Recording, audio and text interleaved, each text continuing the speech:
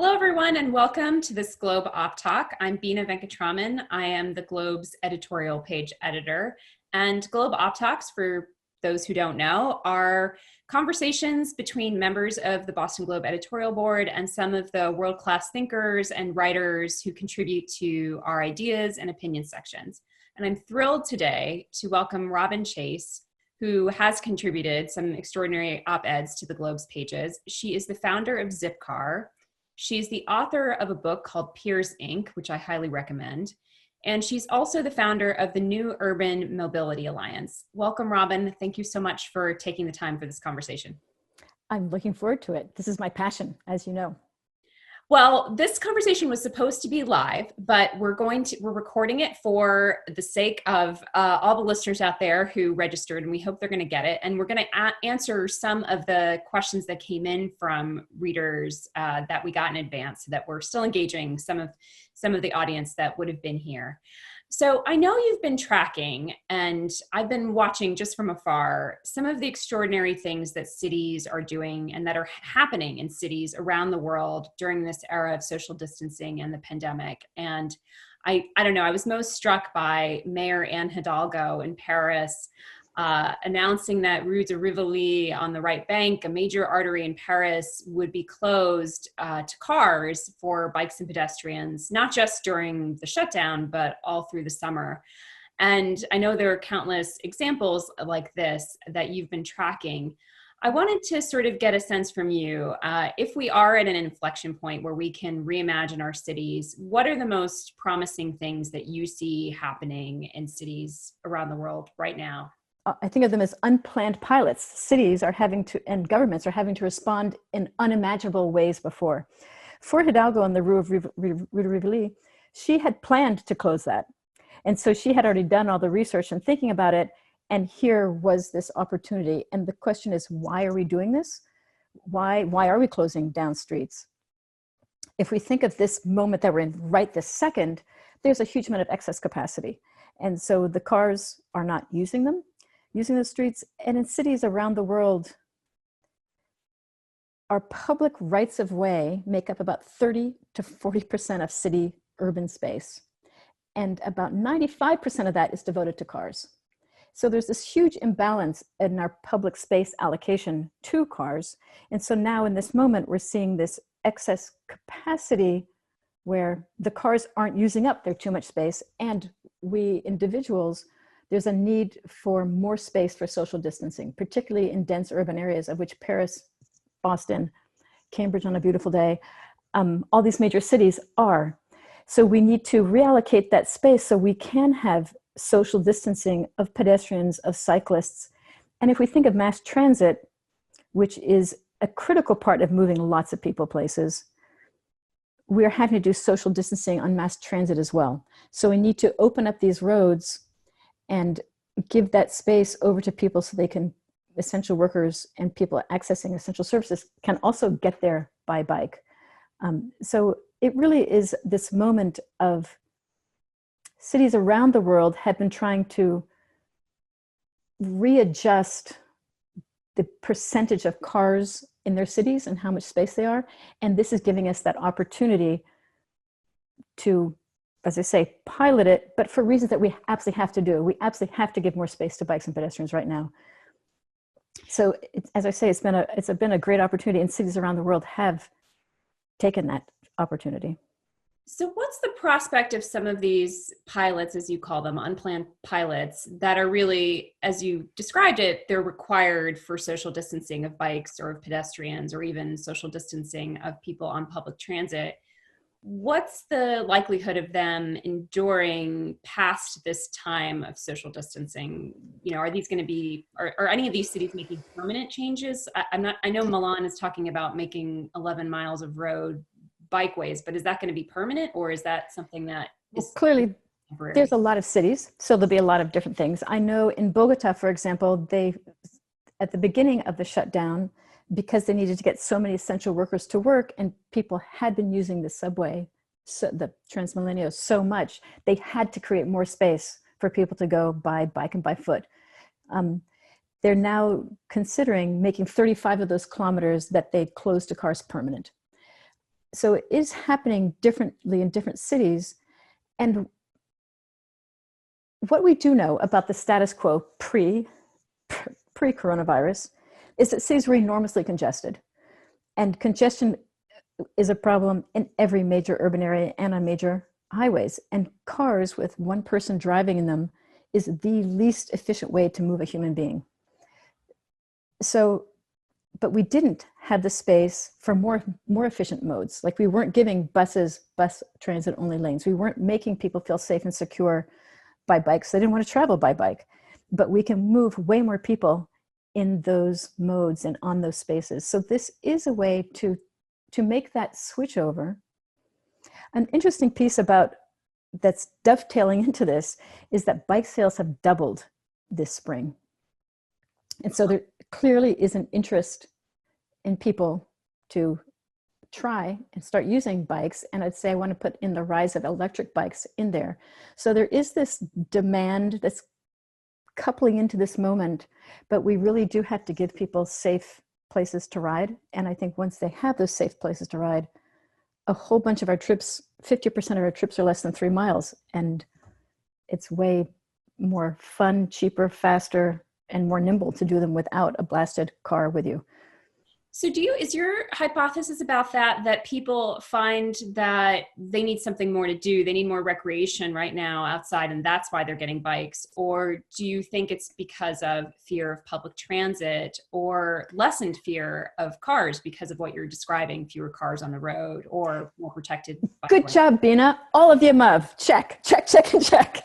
So yes, all of those things. Essential workers and people who want to go use essential services, some of them are anxious to go on public transit, even though public transit is working hard to provide more frequency on routes to essential services and to try to fill that. But that is definitely a thing. And people are saying, heck, I've got to get out of the house. And bikes and e-bikes are, I'd say, inbuilt in them is social distancing, because you need to have that amount of space in which to travel.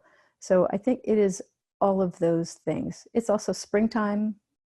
A comment that I want us to think about is that we had the world before, then we had this lockdown, and now we're talking about this opening up. What we all can recognize, and the lockdown at first was going to be 2 weeks. Oh, no, 4 weeks. Oh, no, 6 weeks.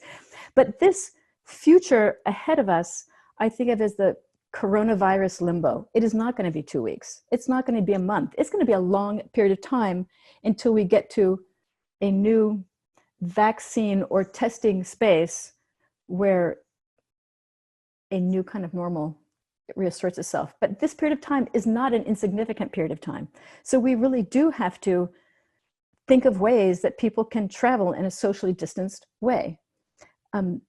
So there's this nice sentence that the International Transport Forum put out that I want to give them credit for because I liked it, which was that we need to build now what we want for later. And so this is that, and to this unplanned pilots, this is the opportunity for mayors to say, you know what, this has been a move that we've been wanting to make. Now's the opportunity. One other interesting thing that's happening with street space to this social distancing is that if we're going to open up restaurants, a restaurant can't operate on the 1/4 of the diners. So in many cities, they have been opening up the parking in front and some lane space, or the parking out back, and telling restaurants, go use that space, put your tables far apart. And so we have, as I say, there's so much space allocated to parking that is better used. Parking is an incredibly inefficient use of space. Yeah, I have to say I love that idea because I love outdoor dining and I sort of hate the seasonal air conditioning blast that happens every summer in Greater Boston. And I wonder, do cities have to make, does this involve new permitting for cities to take over some of these parking spaces? What has to happen for that to? cities would have to say that. They would have to, and they are saying it, that the cities would have to say, yes, you can have dining on the sidewalk. Yes, you can block off those parking spaces in front of you. Yes, you can reuse your parking, the parking out back for this. And to your point, it is going to be interesting that you could be a diner who says, you know, I want the air-conditioned table, or no, I don't want the air-conditioned table. I want the one that's out and about where I'm seeing other people do things. How does this fit with a world in which, as you described it, you know, there could be months and months where we're really not, it's not normal. We're doing some degree of social distancing. We see little peaks of the epidemic where we have to get more tight on the social distancing, or more, I guess, amplified in the amount of space we're keeping between us. But how do you think that will affect people's willingness to take public transit, which generally does involve being in confined spaces, even if they make accommodations, even if they're sanitizing, even if we're wearing masks? And how does that work with sort of a vision where we take over parking spaces and yet people maybe aren't going to be able to, or are going to be too afraid to take public transit? One of the pieces that we need to remember about public transit, or being a car-only society, is that if we think, what I want to say, many cities and many residences and many stores across America believe that everyone has a car and everyone can get in a car. That's a kind of belief system. And so we built everything. You could only get there if you had a car. You could only access that shopping, that school, that hospital if you had a car. That's a belief system. But the reality is that 50% of the people right this second at any given moment don't have a license and couldn't get in a car. Like that is, there's 20% of the population are less than 16. There are 9% who've had their licenses taken away. There's 14% who have disabilities that would never let them get a driver's license. There's someone who lives in a house with a car, but the person with the car has taken it. So the idea that we can many times we talk about the coronavirus, we've said how this has challenged existing structural deficiencies in our society and in our government, in our social safety nets. In transportation, this is one of those examples. Everyone cannot get everywhere by car today, or 3 months ago they couldn't do it. So the solution is not to double down or to imagine, oh, everyone's gonna have to go out and buy a car. So there's two, I'd say, obvious reasons to everyone. One is congestion. If we didn't have people taking subways, the congestion that we already have in cities and on highways that is already untenable would be made worse. And the other piece is the financial burden that we've imposed on people when we say you have to have a car to exist in our society. On average across America, it's about 17% of household budget goes to their car. For the lowest quintile, the poorest 20% of us, it's 30% of your income goes to pay off that car, which gets you to work. And so it's not a solution. It is not a solution. So back to, if people aren't taking public transit, should they all go out and buy a car?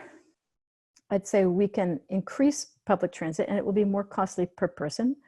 And that is the price that we need to pay, because our economy is important and moving people is important. And as I say, the rise of electric bikes, in addition to bikes, I think is a real game changer for enabling, again, not everybody can use an e-bike, but a huge numbers of us can use electric bikes who might have not wanted to go by bike before. And it really, the prices have come down. So in terms of household budget, it's a much cheaper requirement for the burden of how you get to work. And e-bikes also, it seems to me, importantly, they expand the range. So say I'm a person who could do a 5-mile bike to work, but if I'm living in a city like Austin, or a city that's more dispersed geographically, potentially the e-bike could make biking more viable in places like that. Is that the idea? So also, yes. So I'll go back to the number that I've got memorized, which is 50% of all the trips we take are less than 3 miles. So we could definitely be doing those by e-bike.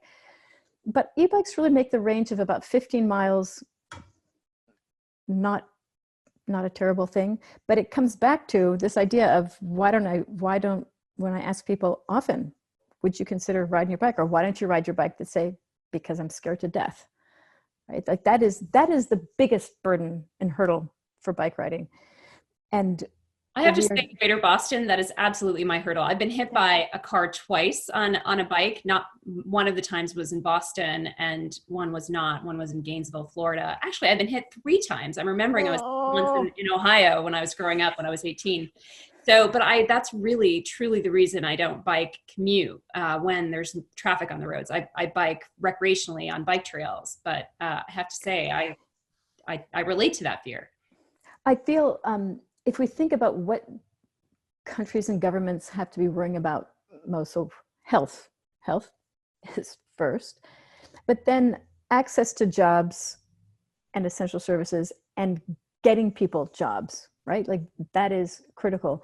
And an interesting piece about, so I've been working in transportation now for 20 years, and there's this kind of frustration that people don't realize how important transportation is, that people go around their lives and they don't recognize that transportation is the glue for anything you want to do. So, you know, what's your job? What's your education? Who are your friends? What do you want to do for leisure? It all comes around to, can you get there? And I feel like this horrible moment of shutdown is demonstrating, here's what happens when you can't move any place. And so I want to pull that newfound recognition of what it means when I can't move freely, for us to have greater empathy for all of those people who could not move in the old method, who found it to be really, really challenging. And so this issue of equity and the importance of transportation, I'm hoping, elevates itself. And, you know, you think about getting to work, which I think is critical, being afraid to do that. And I also think about the huge number of school children who have been trapped inside their houses. And if we go to this Corona limbo movement, we have to get them as pedestrians or as cyclists safe places to be on the street in their socially distanced way. So it's not some kind of nice to have. It is a critical requirement for livelihood and health for people to be able to get outside and have a space to do it in safely. And how does the way that we're rethinking or reimagining work fit into this picture? Because it seems like there could be the opportunity with more people working from home or having more flexibility to work from home, telecommute, and the reality that white collar workers who, because of social distancing right now, are working from home and sort of demonstrating to many workplaces and businesses that they can function that way. So we've talked a lot about how we might reallocate street space. The other thing that governments can do in this unplanned pilot, which before companies would have thought unimaginable, is government could say, hey, you companies that have a workforce who could work from home, we want you to require that 1 day a week or more than 1 day a week. Or so if we think about ways to ease congestion on streets, it used to be the idea that you would have to expand highways, which never worked, or build more subways, which is expensive. Another way to ease congestion is to say 20% of the workforce on any given day is not going to be coming in by car. So it really does open up this whole new way. I mean, the other things I just want to say as we go into this is we can think about staggering work industry start times. There's all these things that we never wanted to try before. Now that we will try them for social distancing, we can imagine, oh, that didn't disrupt things so horribly to have, I don't know, hairdressers start 2 hours later than everyone else. I mean, whatever it is, that we can now imagine these possibilities. So are there any cities that are already doing some of these things, requiring percentages to telecommute? So the reason the first place I ever heard about it was the city of Amsterdam, for its own city workers, had said, our city workers need to work 1 day a week from home. And the thing that we all have to remember is there's a difference from, I want to restate that.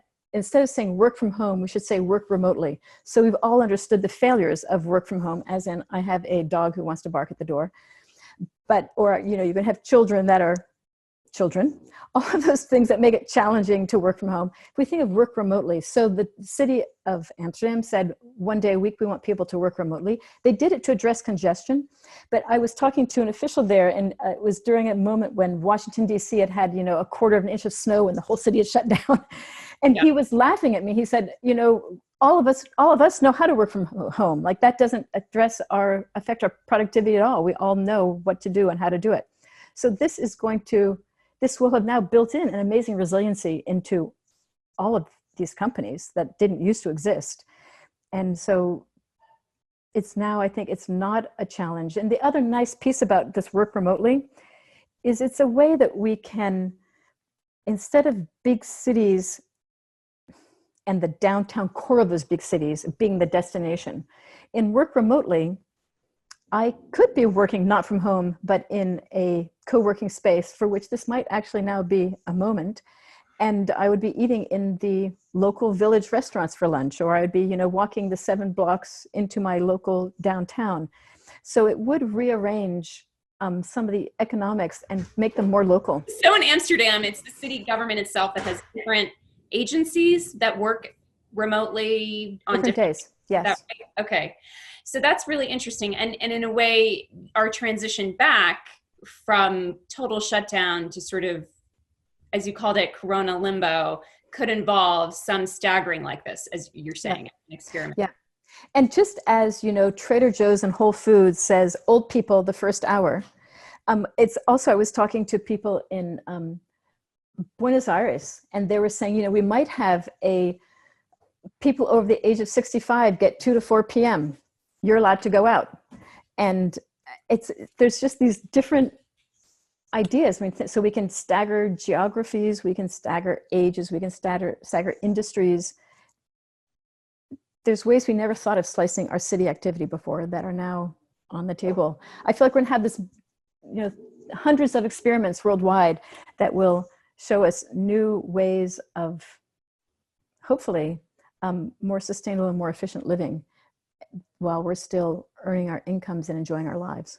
I have to say, this is such an uplifting way to look at this time. Obviously, there are a lot of things we're going to want to relinquish from the era of social distancing, like never having dinner parties and never hugging our friends, but never seeing grandchildren. I can imagine that's really hard. I know it's hard for my mom who doesn't see my nieces, but I wonder too, the Globe is actually launching this new conversation with our readers soon called Don't Look Back. And the idea behind that is that there are some things about pandemic life that we might want to hold on to, or ways that it's opening the door to reimagine things. And this just seems like such an example of that.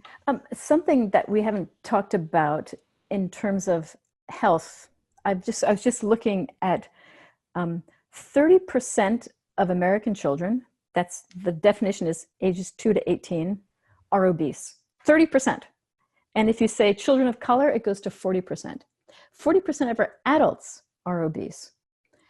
And if we think about the way we have arranged our car-dominant lifestyle, where you take your life in your hands if you choose anything else, this is an opportunity to make that shift, as we've talked about. And if we think about the preponderance or the too many deaths among people of color, which are associated with comorbidities of other bad health effects, among them is obesity and diabetes and things related to activity. So I look at this moment and I think this is an amazing moment to make corrections in our cities. And I want to say across America, not just cities.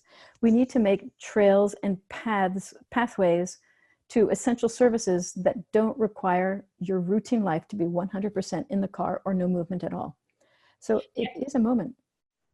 And it's interesting, there's a virtuous cycle there. We have an op-ed out in the Globe today from Mark Hyman of the Cleveland Clinic talking about how obesity creates comorbidity for COVID-19 and in fact is increasing the risk of death from people who contract COVID-19. So I think this idea that we could be creating a more healthy society is being animated by the disease itself, the need for it.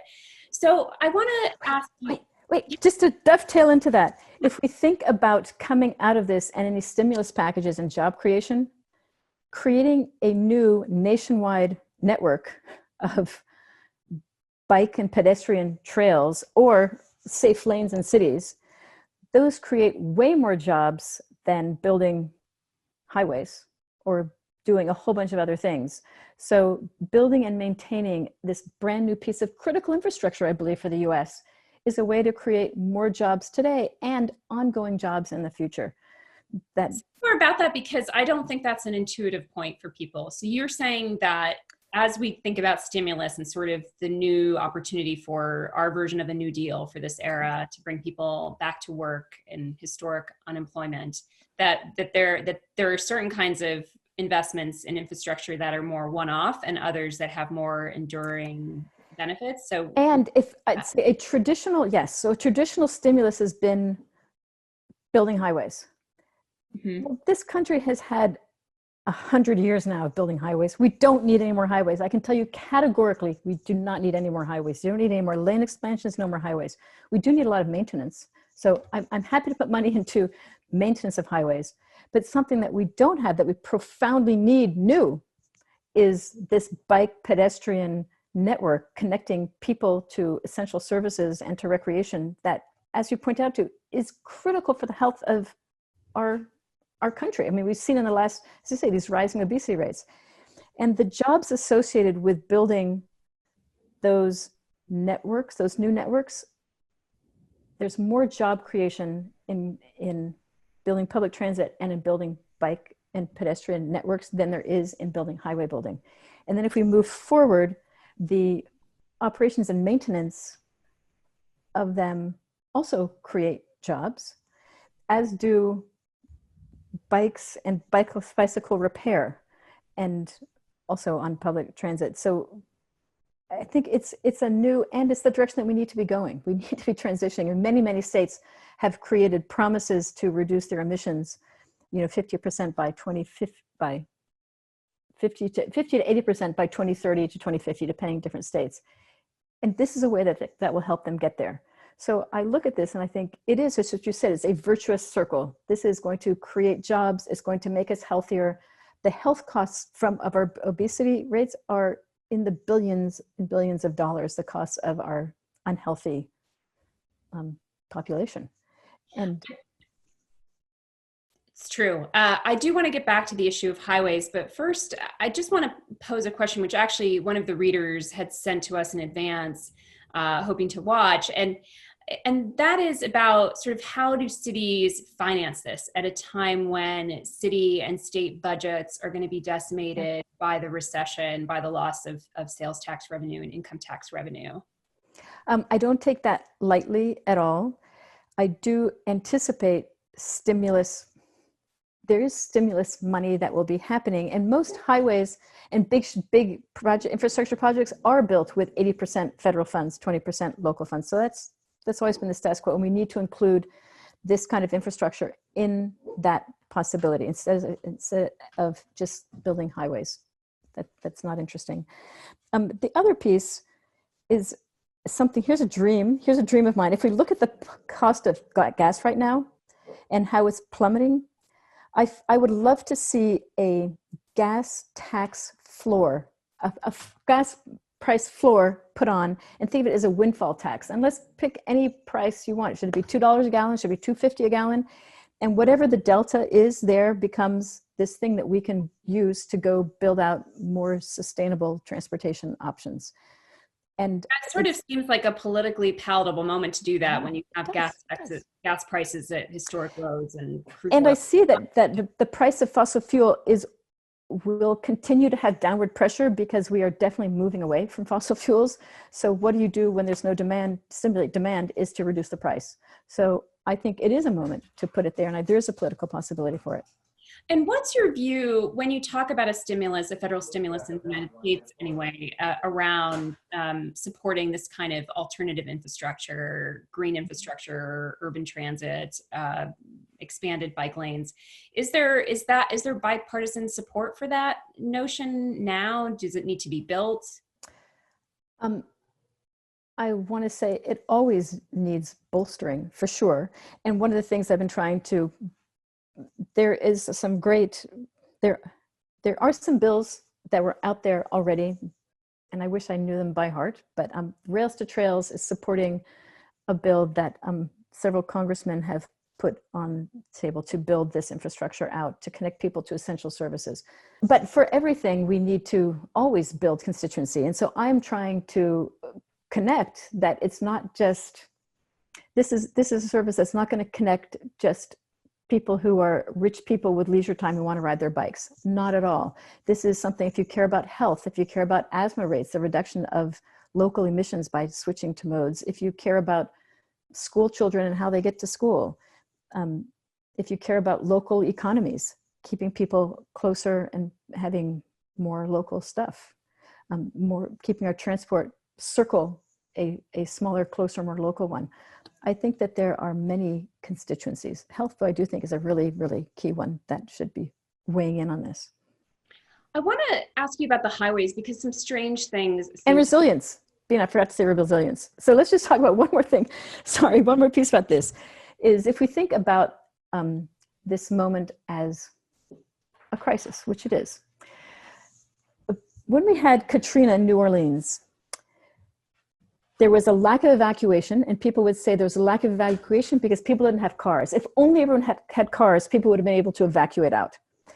About a month after that, we had another hurricane in Houston in which everyone had cars, and they all got in their cars to evacuate, and everyone was stuck on the highway for like 2 days in their cars while the hurricane passed over. You know, a major factor with the Katrina evacuation was that people couldn't bring their pets onto the buses that the city was using to evacuate people in New Orleans. And we found out after the fact that they really had to change that from hurricane evacuation rates. Not sequitur.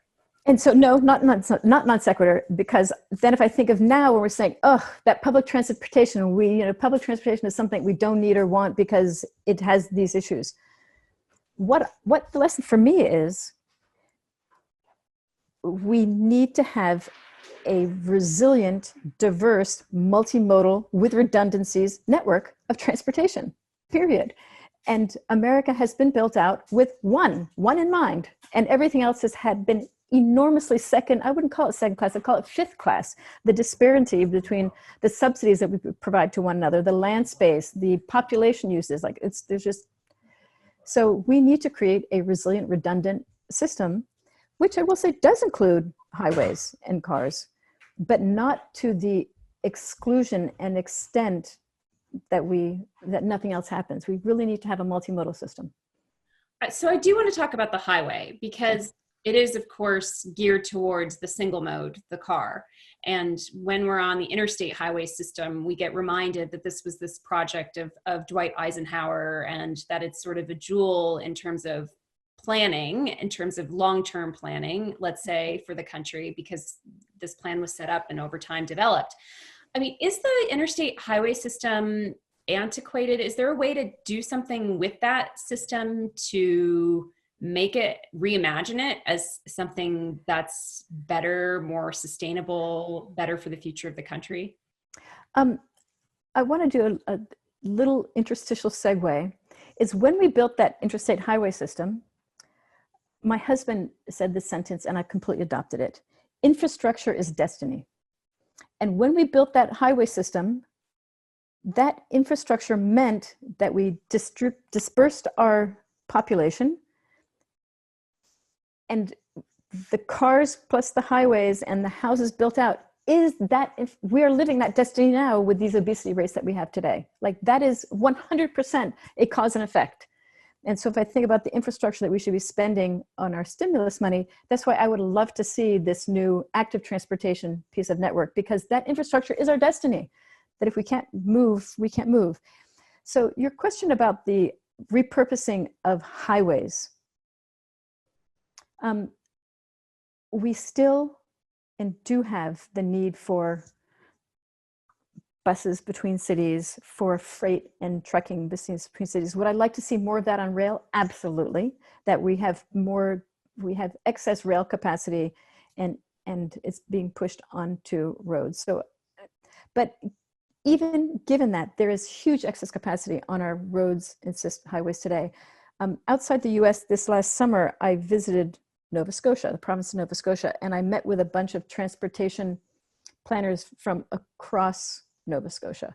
And really most of my work is urban. So really what I do know most about is urban transportation. And we were talking about building this bike pedestrian network out. And they were telling me that there's a huge number of roads that were built 30 years ago when there was this car boom that now all needs repair, and it's way too much of it. Like, we built too much road, period. And for cities and for towns and states and smaller jurisdictions right now to repair those roads, of which they have too much, is a real burden on them, that they don't have the tax revenue, and our gas tax has always been too low, to repair these basic roads. So they were telling me, they were discussing, in some areas, when you have a 4-lane highway, can we take it down to 2 lanes and put barriers or signage or striping where we're going to maintain this part to a much cheaper, lower standard, because it's not going to be required to take those heavy trucks. So anyway, that was just a really interesting idea. We can think about, of course, highways around cities where we should be having bus-only lanes, and bus rapid transit as a method. It's interesting to me in the Nordic countries where they have really built out a bike network. You still don't ever really want to have bikes next to heavy, fast moving cars. So when you have too wide a thing, it's too wide. But rights of way are really interesting. I guess that we can talk a little bit about autonomous vehicles. Intercity autonomous vehicles, I think, have promise, but I have a nightmare scenario around autonomous vehicles, so I'm kind of loath to bring it up. Well, maybe this is an interesting way to get into that. I was struck by what we just found out from the state of Massachusetts, that in April there was a spike in traffic fatalities on the roads, even though the state has been shut down for the month of April. And so what is speeding? That's what's going on there? Speeding. And what's the nightmare with self-driving So cars? the nightmare with self-driving cars is, what I learned when I was doing ZipCar is that when people think about taking a car trip, they think about the cost of gas, toll, parking, right? Am I going to drive there? Am I going to go on that trip? Should I take a train? Should I fly? Should I drive? It's all about what's the cost of driving. And we consider it just cost of fuel and that tolls. What's interesting that we didn't consider was our body. Like, our body is a cost. And so if we think of autonomous vehicles, the marginal cost of moving them, which is the cost of fueling them and tolls, is about 1.5 cents a mile, which if you move in the city, that's about, in cities, people probably do average between 10 and 20 miles an hour. So that's going to cost you 30 cents an hour to drive in the city. If you go long distances, 70 cents an hour to drive without your body, which means what errand would I not send my little slave car off to do when it's costing me 30 to 60 cents to move it for an hour? There is nothing I wouldn't have it do. And if I could sleep in my car, if I can send it out because left my dog's leash at my mother-in-law's house 2.5 hours away, and it's his favorite leash, I can't buy another one. Go drive there during rush hour. I don't care if it spends 4 hours. I don't care. The cost is nothing. So if I think about autonomous vehicles, they're privately owned. It opens up a nightmare scenario of people using them to run their errands because it is really costless to them. They really become more like errand robots rather than vehicles that we ride in or that transport us, is sort of your scenario of that. That's fascinating.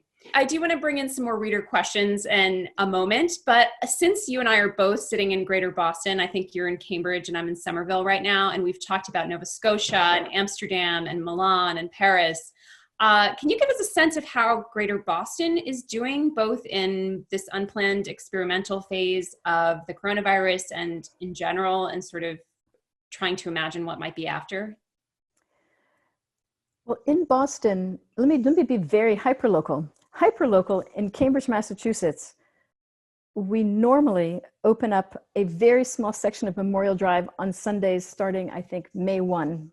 So between 8 a.m. and 2 p.m., we close this tiny little space to cars and open it to pedestrians and cyclists. For some reason, the city council keeps rediscussing this and has not only not opened it up every day of the week since there aren't very many cars, but are not even opening it up on Sundays. So when we think about cities around the world saying we need to offer up more space for social distancing, there is this perverse and reverse psychology which says, oh no, we don't want people to go out in the streets. We don't want them to enjoy the outside because that'll just encourage them to go outside and then they will catch the virus.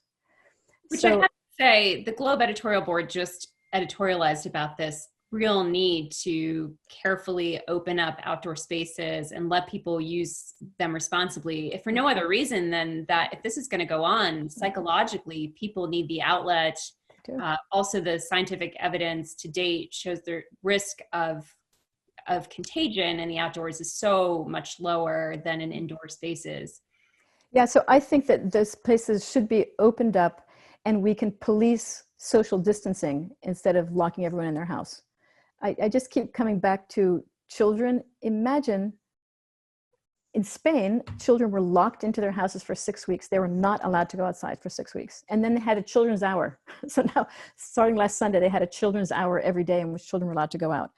But just this, so I think Boston area, we've had this discussion. A couple of city councilors in Boston have been pro opening up and others have been against.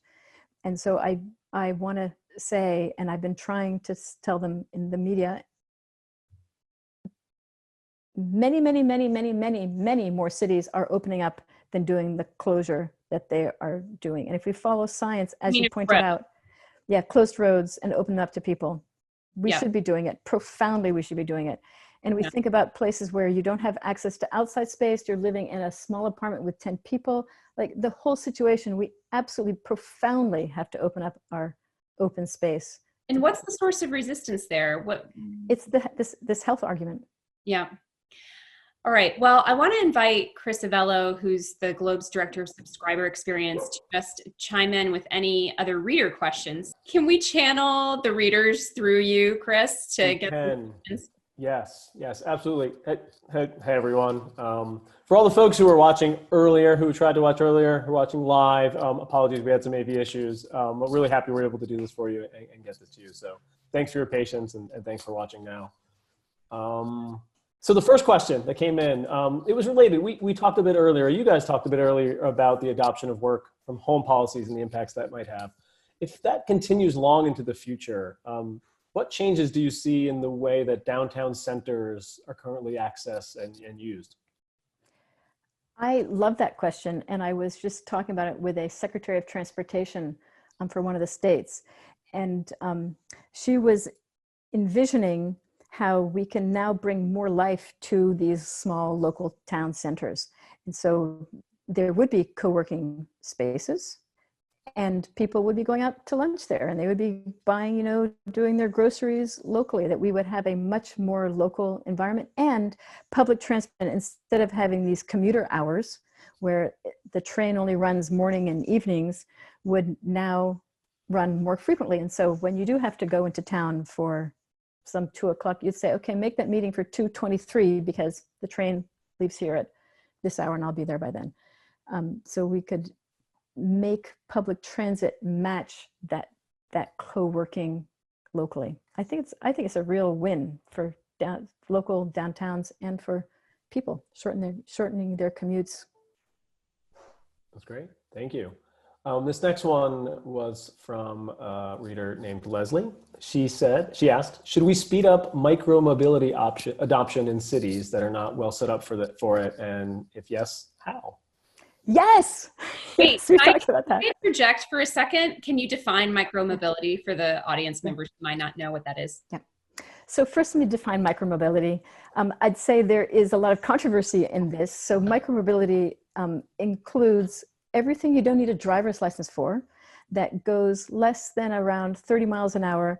And the big controversy lies in how much weight is in that. So is it something that is less than 100 pounds, or can it go into something that's like 700 pounds? So does it definitely includes all those skateboard things, the one-wheel things, the electric scooter things, the electric bike things. And then the question is, does it include bigger things like Moped, probably. Does it include a motorcycle?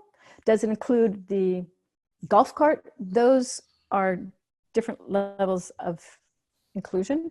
But I want to go with I want to say, yes, we definitely need to have more micromobility, as in the smaller, lighter vehicles that you don't need a license to drive and can coexist with pedestrians without making people really terrorized. So one of the interesting things we've been talking about at a federal level is when we talk about electric vehicle credits, it's really been targeted at cars, and they've been huge numbers, you know, that it's $3,500 or $7,000 or $8,000 off if you buy an electric vehicle. We can get those same CO2 reductions if we financed electric bikes.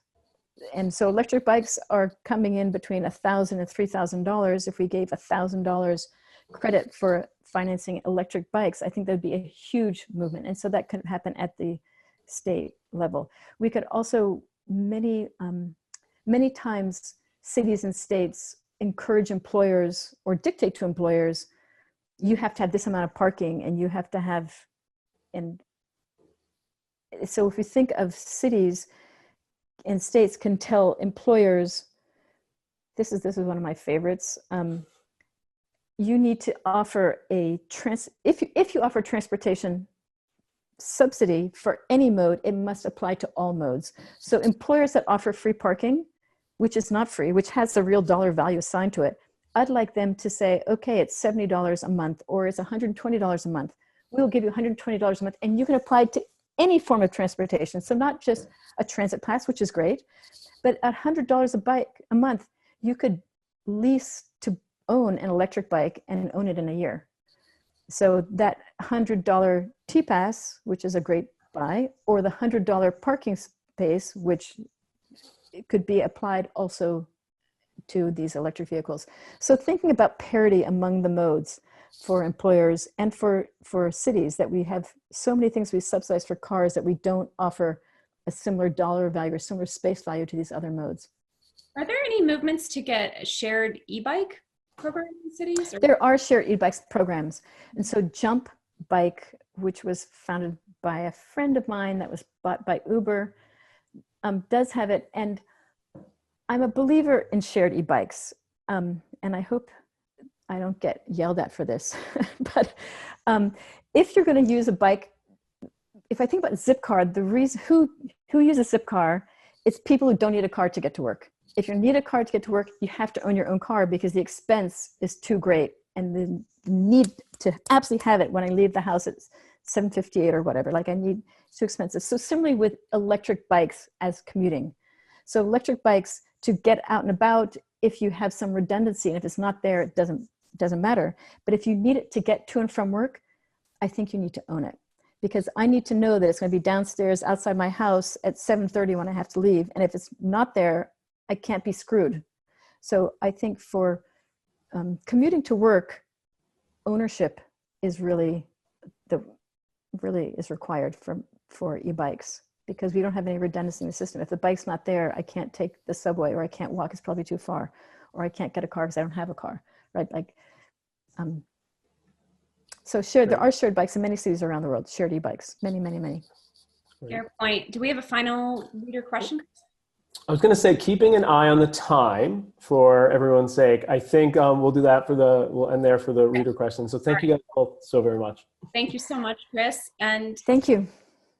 Let me just thank Robin Chase for joining us for this Op Talk, which has just been fascinating. And thank you also, Robin, for your work to reimagine cities. It's a delight. And thanks for everyone who's hung with us and who's been watching this Op Talk. We have other Globe Op Talks you can check out on our website, which I think will be listed here on the screen.